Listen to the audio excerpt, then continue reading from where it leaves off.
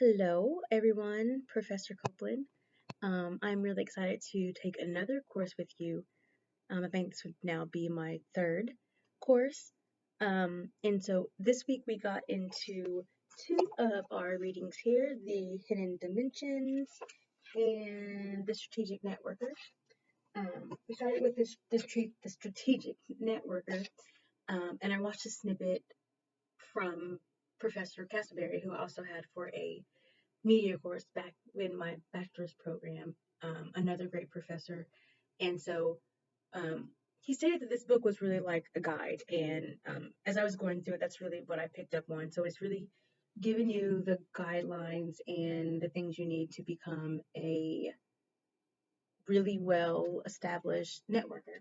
It goes over I don't know if it's CAL or just KAU method where you figure out the knowledge you need, the resources you want to go in and get.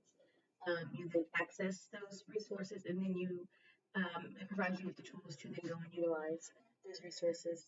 One thing that stuck out to me in this particular reading was the section over your SMART goals and having it be strategic, measurable, um, and just the things with SMART goals.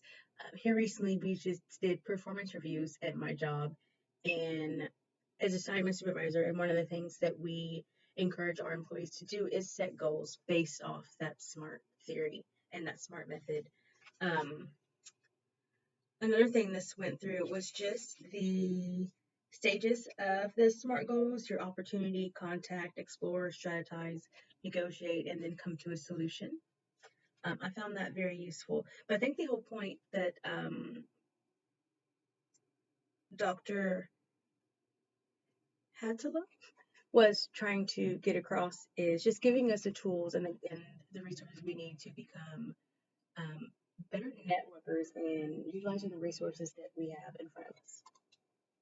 And then getting into an even more exciting read for this week was the Hidden Dimensions, Chapter 1 and Chapter 2. Chapter 1 just really broke down the basics of communication, but Chapter 2 got into more of the in-animal theory and theorizing how, as humans, we sometimes react just as, as like animals, we're very territorial. One thing that was mentioned in this book that stood out to me was the um, flight distance, social distance, and critical distance. And so, flight distance talks about um, how the distance that you are willing to let someone get close to you before you flee. And even as humans, especially in some leadership opportunities or even collaboration situations, we tend to have that fight or flight instinct. And so I believe that's what I feel that the difference between the flight distance and the critical distance is. One is flight, you're out of there, or you get to the critical where you're like, okay, now it's time to fight to protect myself in, of course, a professional sense. Um, but yeah, I'm looking forward to continuing the readings. This book looks like it's going to be very interesting. And yeah, look forward to your thoughts and see what other terms and what perspectives you all got from this week.